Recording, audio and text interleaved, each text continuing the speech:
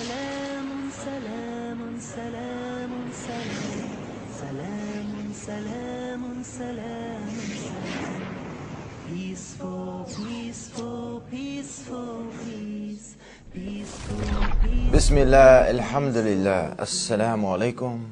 By now you know that means peace be unto you. This is a greeting that all the messengers of God greeted each other with, they greeted the people with, and we're greeting you with that same greeting. Peace be unto you. You won't find another group of people who are striving more towards peace. To have peace with their Creator, to have peace with themselves, and to have peace with their fellow human beings. Those are those who strive humbly to submit and to surrender to the one God, doing what He wants them to do on His terms. Those are the Muslims. You could be a Muslim anytime. You can do it right now or after the show. But think about this very important invitation. One man who we're going to be interviewing today, he accepted the call to submit and surrender to the one God, to do what all the messengers of God did. And that's Islam, submitting to God on His terms. Now, we're going to be talking to James, and we have a double treat for you. We have Sheikh Yusuf Estes. He's going to be interviewing this 85-year-old man who came to Islam, who came to the submission of one God, realizing that, you know what, I've been through everything, a lot of things, different things, and this is where I needed to be if I wanted to be successful. Time's running out. We might not make it to 85 years old. We might not make it till tomorrow. And this is something that we need to think about. The lights will go on after the party, and the party will end. And you will be alone, and you will have to be accountable for everything you've done.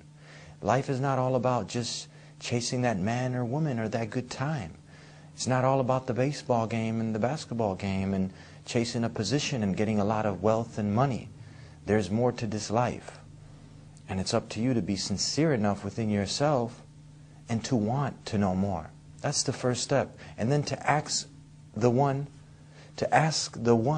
who has created all this to guide you and to make things clear. That'd only be fair. If you wanted it, it'd only be fair if He gave it to you, wouldn't it now?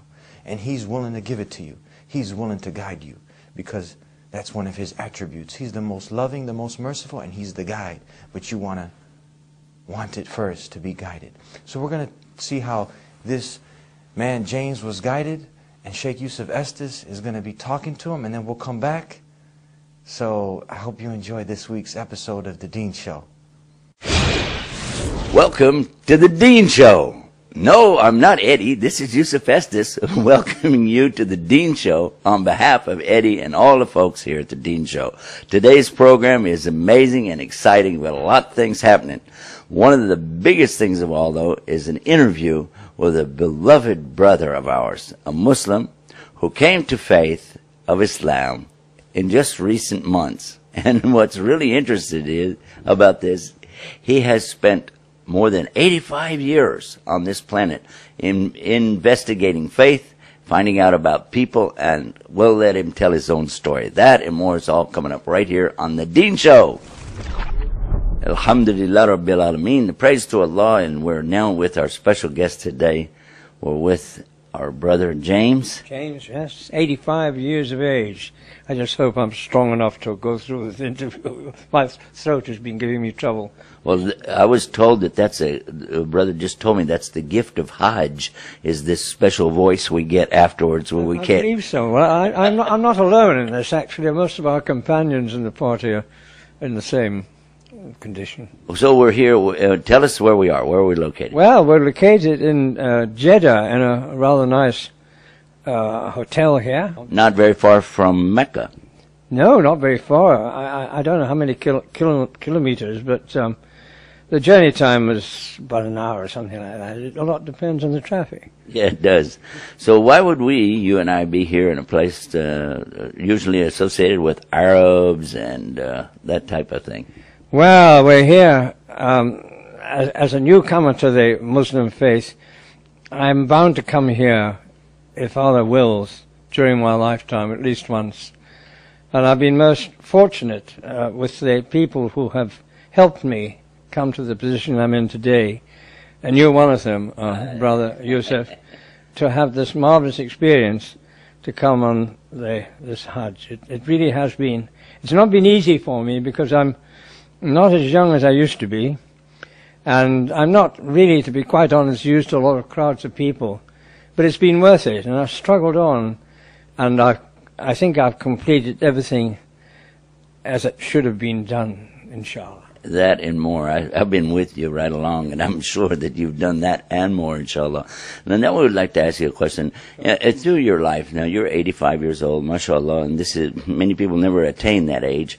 But in your experience, could you give us a little background, some of the places you've been, things you've done? Well, I was born in Scotland a long time ago. I have a middle-class family. My father was a doctor, but they were overseas in Nigeria, and he was overseas, and I didn't really see much of him, so I grew up with Scottish Presbyterian Christian relatives, and they gave me the background of believing in God and worshipping Him. And then complications came on in that scheme later on. I went to a Roman Catholic school, and I was confused and never really adjusted too well to what was then a sort of new religion to me.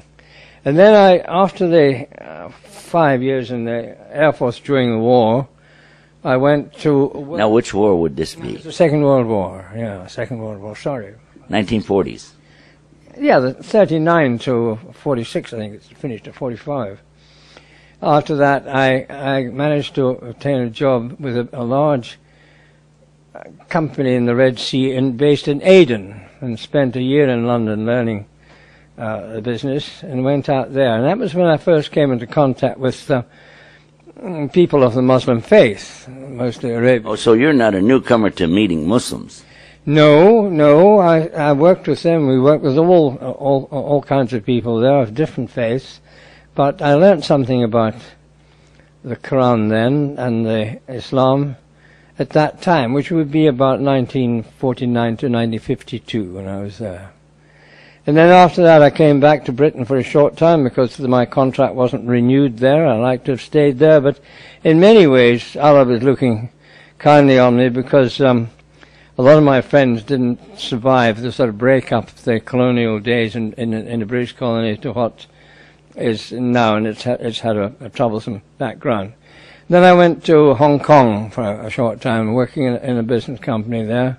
Now, were there any Muslims in Hong Kong? No, I never met any Muslims. I was completely divorced from any sort of religion, really, by that time. But and then I went to Africa, to the Central African Federation, Rhodesia, as it was then called, now called Zimbabwe, and got a simple job, which is more to my suiting, with the health department, killing mosquitoes. You were a mosquito killer. I was a mosquito killer and killing and dealing with the problem of schistosomiasis. That's a difficult word to pronounce, bilharzia, which can be caught from going into rivers. So I worked for them for a while, and then the Federation broke up. It's a long story. We haven't got time for that. And I transferred across to the veterinary department and worked in tsetse fly control very successfully. Until I took and then the war years come on. I wasn't involved in any religious experience at that time. And eventually I got back to Britain, but then went back to Africa again. But in the circumstances in Zimbabwe today, I came back to London about 5 years ago. I see. So now you're not a fly killer anymore? Not a fly killer. Just on an individual basis. That's very true. But then I thought to myself, look, you're getting on in age now. Now, you've always believed in God, but you haven't been praying to Him or worshipping Him for years.